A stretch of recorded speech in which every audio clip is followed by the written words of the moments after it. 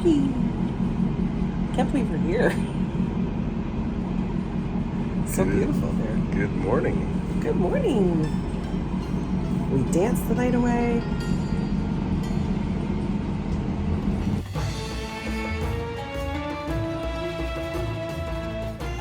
Welcome back, Dockside crew. Today we are in Kusadasi, Turkey, a gateway to the ancient world, bustling markets, and some of the best coffee and treats we have ever had. Good morning.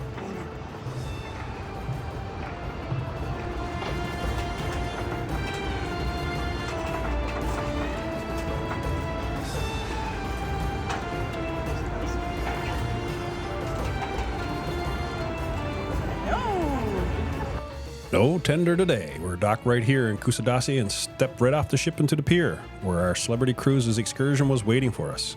Our first stop, one of the most incredible archaeological sites in the world, Ephesus.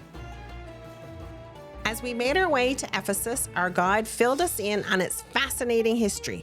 This city was once a major trade and religious center in the Roman Empire, home to nearly 250,000 people at its peak. We started at the upper entrance and worked our way downhill. Trust us, that's the way to do it. Ephesus is a full-on ancient city, not just a couple of ruins. This place was a powerhouse of politics, commerce, and religion back in its day. Ephesus is located near the western shores of modern-day Turkey, but its history goes back even before the Romans to the Greeks. According to legend, the Ionian prince Androclos founded it in the 11th century BC. Much of Ephesus' ancient history is unrecorded and a little bit sketchy. Artemis was one of the most revered Greek deities, and there were several temples built in her honor in Ephesus. At one point, a new temple was built that was estimated to be 4 times larger than the Parthenon, and it became known as one of the 7 wonders of the world. It wasn't until about 129 BC when the Romans came to Ephesus, and during the reign of Tiberius, it really flourished as a port city. Unfortunately, the city started to decline when the harbor started to fill with silt. And by the time the Ottoman Empire took final control of the city in the 15th century, the harbor was pretty much useless, and the residents began to flock to other regions and cities nearby. The roadways of Ephesus are still intact, with marble-paved streets that once carried merchants, politicians, scholars. You can even see the worn carriage marks in the stone, evidence of the centuries of footsteps and wheels that, really passed through this great city. Walking along these marble streets, you get a real sense of what life was like 2,000 years ago. The Romans built a city with everything: public baths, massive theaters, and even an advanced water system.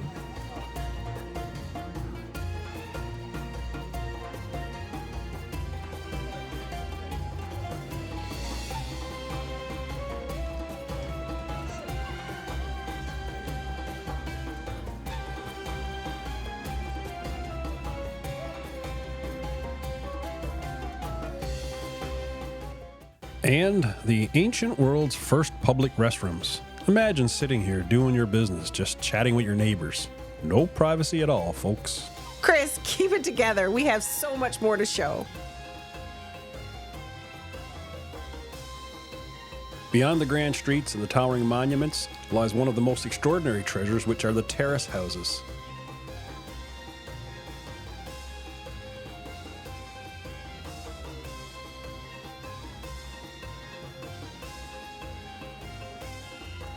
Now this part was mind-blowing. Inside this climate-controlled structure lies an entire neighborhood. Roman mansions, complete with intricate mosaics, heated floors, and even some of the earliest indoor plumbing. Unlike the temples and the public spaces outside, these homes, sometimes called the houses of the rich, show us the private lives of Ephesus' wealthiest citizens. These multi-story villas were built onto the hillside, and they had courtyards, intricate floors, and even an early form of central heating. If you are enjoying this video or you find it helpful in any way, please do hit that like button. It really helps our channel grow and lets YouTube know that this video should be shared with other cruising enthusiasts. And if you haven't already done so, please subscribe and hit that notification bell so you don't miss any of our new videos. Just look at the walls. The frescoes here are so stunningly, they're well preserved. And beneath your feet, some of the best preserved mosaics in the ancient world. And these floors weren't just functional, they were works of art. And our guide told us the detail and craftsmanship show the wealth and the status of the families who actually lived in these terrace houses.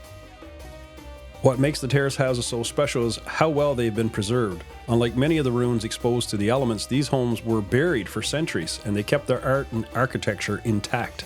Thanks to ongoing conservation efforts, we can step inside and see them just as they were thousands of years ago.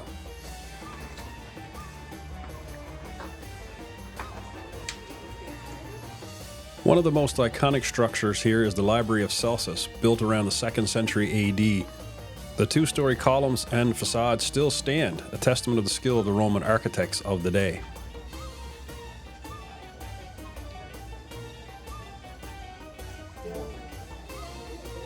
Ephesus is also one of the most important Christian sites in the world. The Apostle Paul preached here, and it's believed that Mary, the mother of Jesus, spent her final years nearby.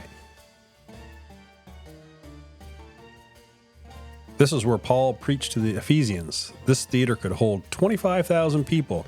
Just imagine the energy that this place had during ancient times. Ephesus is much more than just an archaeological site. It's a living memory of an ancient world, and through its enduring architecture and carefully preserved ruins, it continues to tell its story. It stands strong against the passage of time.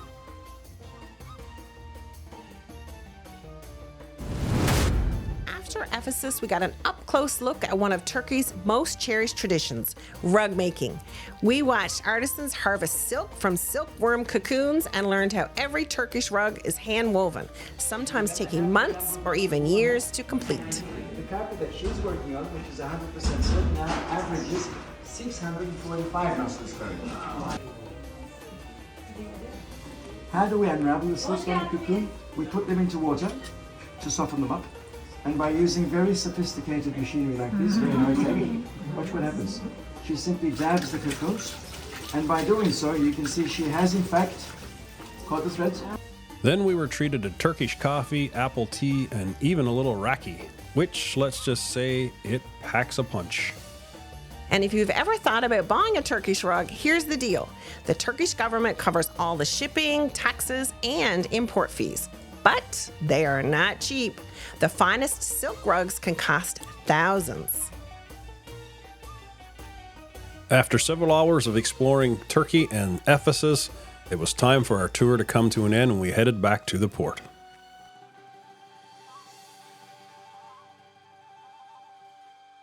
We're in Kusadasi in Turkey. Our third stop. And it is a beautiful city. We did a tour of Ephesus earlier today, and then we went to a rug making factory, and it was beautiful, great hospitality there. And now we're just doing some exploring of the downtown area, the Grand Bazaar. And today is a holiday here. A national holiday. It is. So we got lucky enough to see some of their celebrations, and they have some festivities down here at the port. And I think there's going to be a concert later, so hopefully we'll get to sit out on deck and listen, because music is carrying quite nicely while we're here. So it's very busy down here, but it was really fun. We had a great day, and we're here till 8, so we might get some more exploring in you. We will.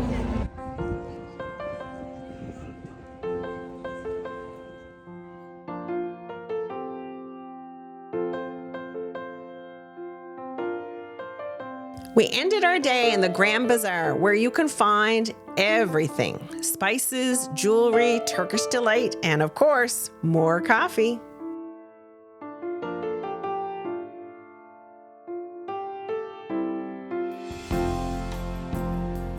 And what a time to be in Kusadasi. It was Republic Day, celebrating the founder of modern Turkey, Ataturk. The city was buzzing with national pride, fireworks, and music.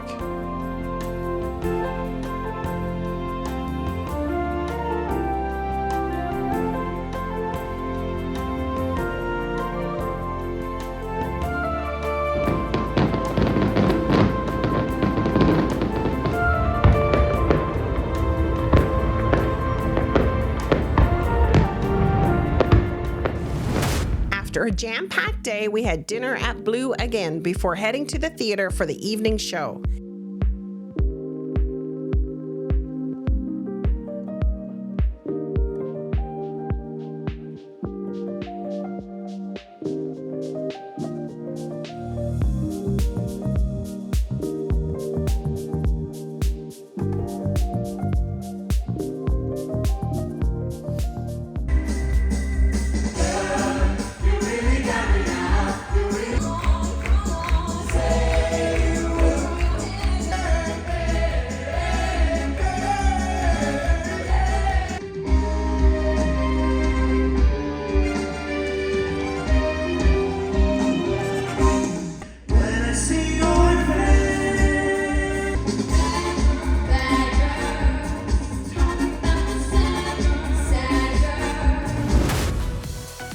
And then it was time for a Dockside favorite, the silent disco at the Martini Bar.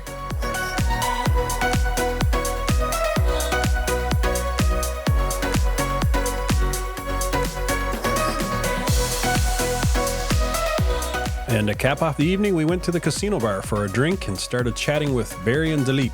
They were two of the best, funniest bartenders we've ever met at sea. They kept us laughing until we had to call it a night. And coming up next, we're heading to Kavala, Greece. We'll take a scenic walk through the city before visiting ancient Philippi and the historic site where St. Paul preached. Plus, it was Halloween night, and that meant there were some special treats and a great costume party on board. And as always, Dockside crew, if you enjoyed this adventure, hit that like button, drop us a comment, and let us know, would you sit in an ancient Roman toilet? No judgment. Well, maybe. Thanks for watching.